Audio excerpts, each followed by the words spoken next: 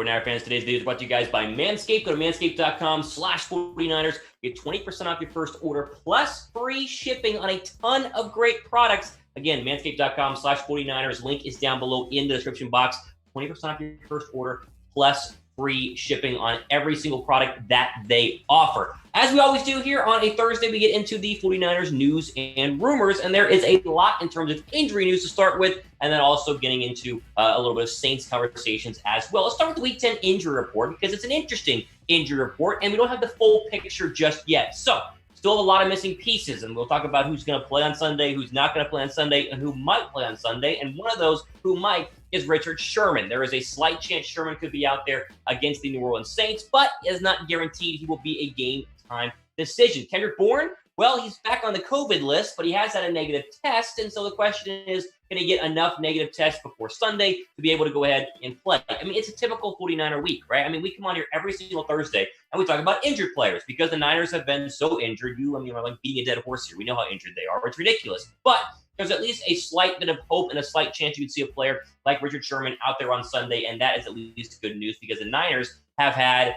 they've been getting beat up in terms of the secondary because opposing quarterbacks are taking them to the woodshed. Let's start right now with Kyle Shanahan on Richard Sherman. Quote, this is from today. "I know Dr. Sherm thinks he's got a good chance this week. I've been around him enough. That's why I don't count him out on that. But my goal is hopefully to have him back by the Rams. But I won't rule out anything because of what his prognosis is." So again, Sherman sounds like he's ready, but will the 49er team doctors actually clear him to play? Does not seem to be likely because, of course, the Niners have a bye next week and then the Rams, and obviously the bye week gets you 2 weeks to get healthy, and that seems a lot more likely for the chance of Sherman coming back, who, of course, haven't seen him since week 1. He's had that calf strain, which is supposed to be back in 3 weeks, and then there was kind of a complication. The treatment wasn't working very well, and so, of course, here we are, week 8, 9, it's ridiculous, and Richard Sherman's still not back out there. He is activated the 21-day practice window, and so obviously he will be playing soon, but the question right now, what we worry about is he going to play on Sunday, or are we going to wait 2 more weeks for Sherman to go ahead and come back? I think there's also the question of,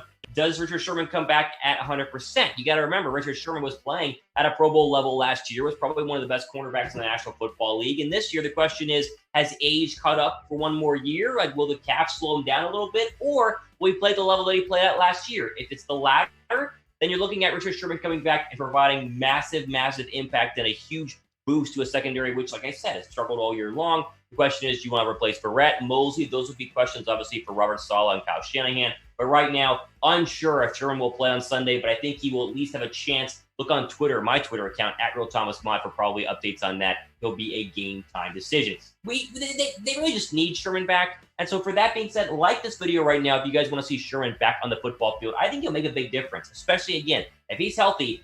He's going to make a massive difference out there. Just shutting down the opposing team's best player is a huge deal right now in San Francisco. Going to the Week 10 full injury report, here's the bad news. So Mostert and Tevin Coleman both out, although, side note, there's a good chance they're going to play against the Rams, so that bye week next week will help them out. K'Waun Williams is out indefinitely with a high ankle sprain. He might go back on IR. We'll talk more about that in a second. Samuel did not participate in practice today, but he's a game-time decision to play on Sunday, still dealing with that hamstring injury. And, of course, Kendrick Bourne tested positive for COVID-19, was asymptomatic, had a negative test yesterday, but still needs 2 more negative tests to be able to play on Sunday, so he obviously can't be determined he's going to be out there. But I would bet Bourne has a pretty good chance. The worst news of here is the K'Waun Williams injury, because everybody else should be good to go by at least after the bye in the Rams here in 3 weeks. Williams doesn't seem to be the case. High ankle sprain, very similar to what Jimmy Garoppolo has. He might need surgery. He might not. But the prognosis from Kyle Shanahan today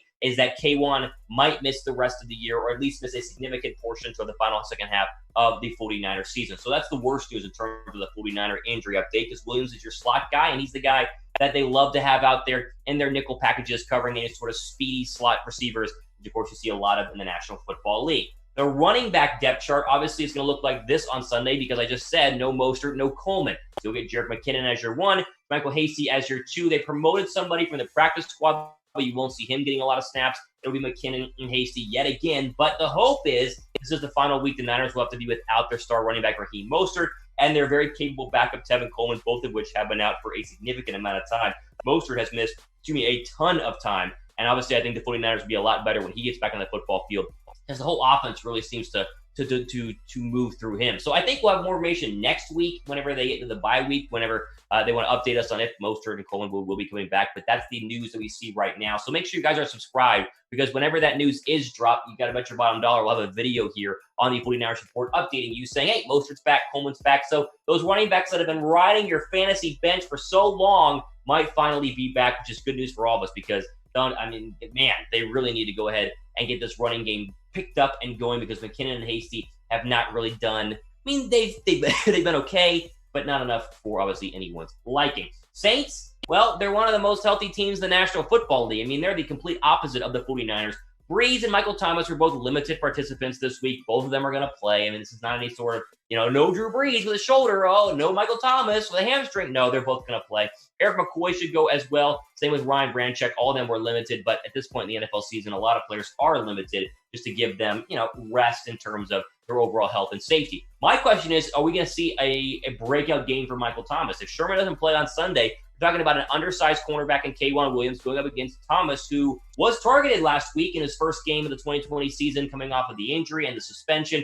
Are we going to see another game like this with only 51 receiving yards and 5 targets? Or, picking on that 49er secondary, could it be a Michael Thomas coming out party? My opinion on this is I'm starting Michael Thomas in one of my fantasy leagues, because I would trust him a little bit more than Barrett, who's going to go ahead and be covering him.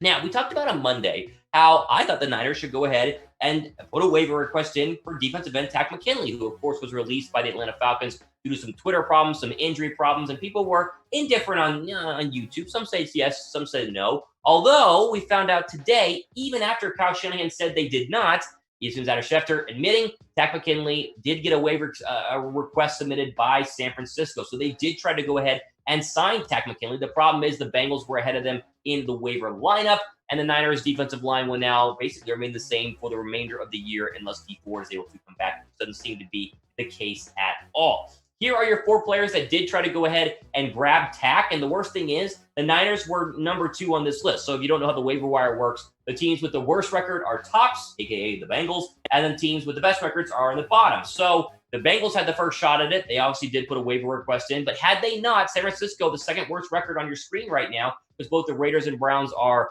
plus 500 teams in the AFC. Both will probably be playoff teams, wildcard teams, at least in their division. So San Francisco was pretty darn close to bolstering this defensive line depth chart, except for they were unable to. Thanks a lot, Cincinnati Bengals. Like, why do the Bengals need TAKK McKinley? Like, they're not going anywhere this year, and he's injured currently right now. It's just weird the Bengals want to go ahead and sign him, but whatever. I mean, have fun. This is going to be your 49er depth chart for the remainder of the year. I mean, this is the D-line depth chart that you're going to see easily for the remainder of the year. Kinlaw, DJ Jones, Eric Armstead, and Kerry Hyder are your 3 starters. They'll mix in Street, they'll mix in Jordan, and obviously they'll mix in Willis as well, the new draft pick coming over, the new player coming over via the draft pick by the New York Jets. So I said they would, and they did. The problem is the Bengals were ahead of them, but I rub it in whenever I'm right, so bring that in here. Speaking of rubbing it in, how about Manscaped right now, our sponsor for today's video? Go to manscaped.com/49ers to get 20% off plus free shipping on the perfect package, which gets you guys all of your grooming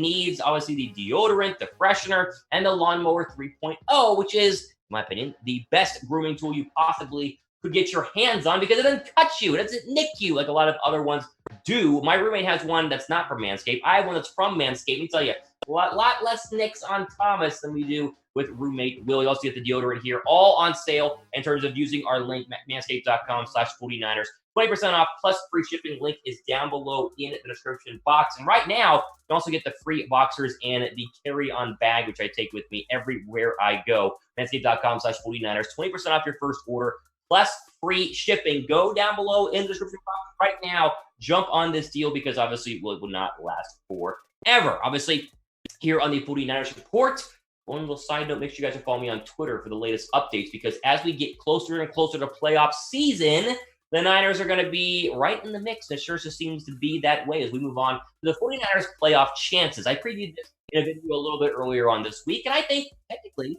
even though they're on the outside looking in, San Francisco is still very dangerous. If they get healthy, which if they can make a playoff push. The next couple of games are as critical as they come for San Francisco. Now, the problem is they're tough games, and we're going to go over those in just 1 second. But if they could just get a little run going here and get to 8 wins, 9 wins, 10 wins for sure would get you in. They're not going to be the top team in the NFC like they were last year. They're not going to be even NFC West champs. But a wild card is still a very real possibility, despite the fact that this is your current NFC playoff picture. If the season ended today, here would be your division leaders. The Saints would be the 1 seed. They would have a bye. Seattle would be 2, Green Bay 3, and Philadelphia sitting there 3-4-1 at number 4. Remember, this year, 3 wild card teams instead of 2. That would be the Bucs, the Cardinals, and the LA Rams. So what does it say to us right now on the screen? It tells you that there will be 3 NFC West teams, which means all San Francisco has to do is somehow leapfrog the Rams and the Cardinals, which, guess what? They'll be playing in just a couple of weeks. So here's your current playoff picture. Take a good look at it. Now here's your remaining schedule for the San Francisco 49ers. Saints this week.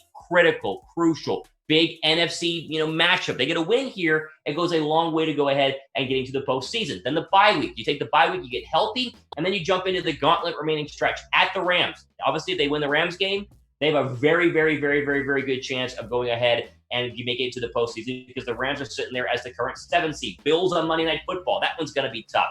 Then you get a little bit of a breather. Some NFC East teams at Washington versus Washington at the Cowboys on Sunday Night Football. Both of those teams run backup quarterbacks. I think they should be very easy for San Francisco. And then I think you got to win one of 2 here. Let's say you beat the Saints and you beat the Rams. You lose to the Bills. You beat the Cowboys. You beat the Redskins. You got to win 1 of 2, preferably the Cardinals, because I think by this time Seattle will have already locked the division up. You beat the Arizona Cardinals, you're probably going to have a good enough divisional record to be the 7th seed, possibly even the 6th seed, depending on what the NFC South does to itself, as of course the Bucs and the Saints might be eating each other up. So it's a doozy. It's going to be tough. But the question for you right now by me is, what will their final record be? They got to get to 9.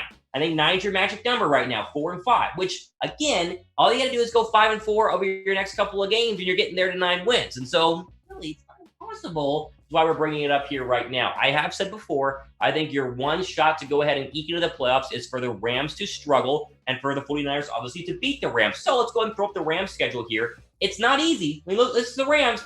Seahawks this week, at Tampa next week, obviously the Niners, then at the Cardinals. That's brutal. Then, much like San Francisco, an easy 2-game stretch. Patriots, Jets, get that AFC East set up there. I mean, Camden's trash. The Jets are absolutely awful. And then those are 2 easy wins for the Rams. And then, much like San Francisco, just in reverse, they have Seattle first and then the Cardinals. So it's really going to come down to, in my opinion, the Seahawks. The Rams and the 49ers for that final playoff spot. Maybe the Bears mix it in there as well. Who knows what the NFC North does. Arizona has an easier schedule. We don't have it pictured here, but it's easier than the Rams and the 49ers. So I would see Arizona being possibly the 6th seed, and then the remaining either NFC North team or NFC West team, whether it's Chicago, LA, or obviously the 49ers, thinking into the remaining schedules. I'm curious what you guys think. Let me know your final score prediction in the comment section down below.